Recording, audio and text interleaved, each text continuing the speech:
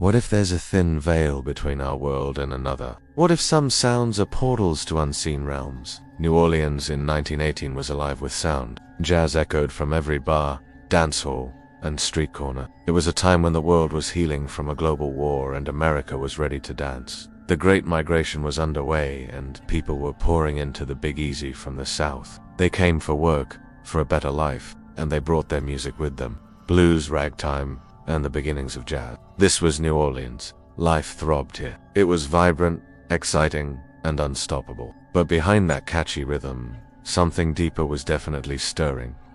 A presence, silent, invisible, that would come to haunt the city in ways no one could explain. Over several months, strange incidents were reported. Homes were broken into at night, and families found shaken but unharmed. Nothing was stolen, and no one could explain why they'd been chosen. At first, these incidents seemed random, isolated occurrences that didn't fit any pattern. But then they started happening more frequently, like an unsettling metronome marking the passage of time.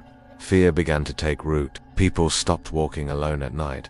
Doors were bolted even during the day. For New Orleans, a city that never sleeps, this was unnatural, frightening. And then one day in late March, as the sun shone through the French Quarter and the sounds of jazz floated down Bourbon Street, a break in the case happened. Or maybe it was just the start of it all. A letter arrived at the local newspaper. The New Orleans item, written in a bold hand on stationery with the embossed crest, was a message. The writer claimed to be the intruder who had invaded these homes in the dead of night. He claimed he was the one causing all the shaking, fear, and pure terror. And now he was going to do it again. He gave them a night, April, and warned that anyone who didn't follow his instructions might not be safe. He demanded that on that night, every house, every saloon, every bandstand played jazz music all night long. Those who did would be protected. Those who didn't might face something terrible. The letter ended with a flourish from hell. The chilled wind seemed to sweep through the city after that letter popped up. Many wondered if this was a sick joke, the work of a deranged mind. Others felt a growing unease. Could there be something dark lurking in the shadows of their beloved city, something that thrived on their fear? The date loomed. April arrived, and New Orleans was faced with a choice. The next morning, musicians met. They discussed the letter, the threat, and the city's ultimatum. Some thought it absurd, a prank by bored and restless rich kids looking for a thrill. You know what I mean? Rich kids. Others saw the fear in their neighbors' eyes and felt the tremor of dread beneath their feet. As dusk fell on April 1919, the city of New Orleans transformed. It was as if someone had turned up the volume on life itself. Every home had its music. Every business joined the chorus. From the balconies of the French Quarter to the grand halls of City Hall, the streets reverberated with the sounds of jazz. Trumpets bled, drums pounded, and the city danced. People swayed to the music, laughed, even sang along. It was a celebration, a defiance, a plea for safety. All that night, New Orleans became a concert. Then dawn broke. The music faded, the streets emptied, and with the first light of day, New Orleans held its breath. Had they done enough? Would they be safe? Would the man in the letter keep his word? The day passed in a hushed silence. People went about their business cautiously.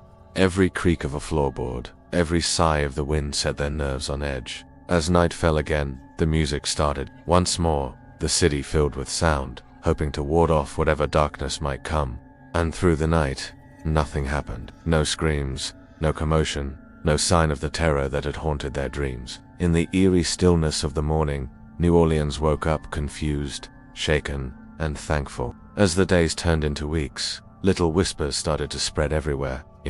Was it a mass hallucination? Did they imagine the terror that had gripped them? Or was the man from hell playing a twisted game with their minds? Did he simply grow bored or decide to spare the city for another night? The theories swirled like the Mississippi fog, thick and impenetrable. Some spoke of secret societies, of age-old rituals that tapped into the city's collective fear. Others saw coded messages in the music, a language of notes that spoke of other dimensions and realities. Some believed that jazz held a spiritual power, a certain frequency that could either repel or attract the darkness, depending on how it was played. The occult was invoked, demons and portals to other realms. All the elements of a good ghost story were present: a haunted house, a mysterious visitor, unexplained phenomena, and a healthy dose of New Orleans voodoo.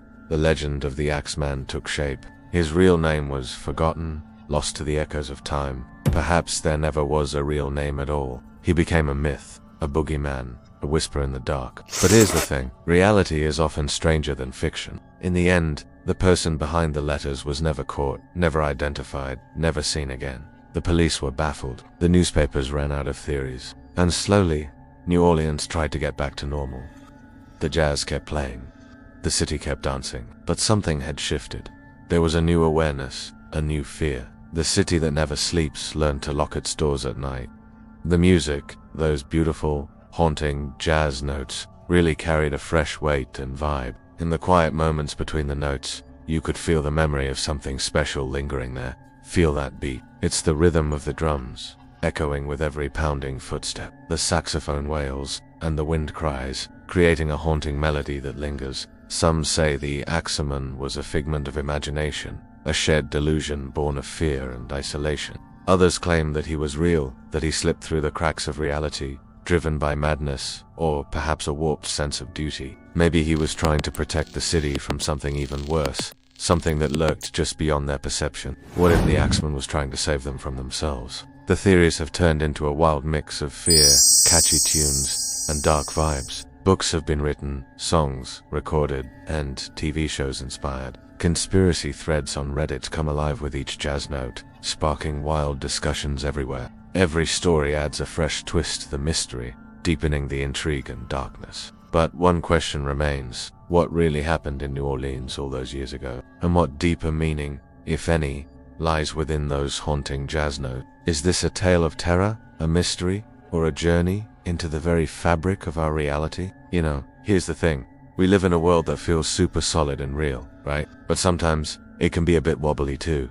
We touch, we see, we feel the world around us. But what if that world is just the tip of an iceberg? What if there's a vast realm beneath the surface? A realm that influences our own but remains hidden from our sight? What if the Axeman wasn't just a madman with a letter? What if he was a messenger, a harbinger between worlds? He came not to bring death, but to warn of a presence, something ancient, something powerful, something that stirs when the music stops. Did the Axeman know something his world couldn't comprehend? That there's a delicate balance between our existence and another, a balance held by the very essence of music, of sound. What if the jazz wasn't just a cultural phenomenon? What if it was a safeguard, a way to keep the darkness at bay? Each chord, each beat, each note was a shield against the unseen. When the music played, it pushed the darkness away. But when it stopped, everything stirred back to life.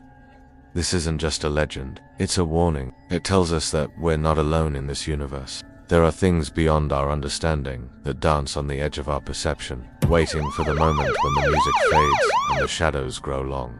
It's a reminder that we live in a world where the veil between realities is thin, where the unseen can touch our lives in ways we can't comprehend. It's a story that asks us to listen closely to the music, to feel the rhythm of the earth, because sometimes the secrets of the universe are hidden in plain sight, waiting for us to tune in.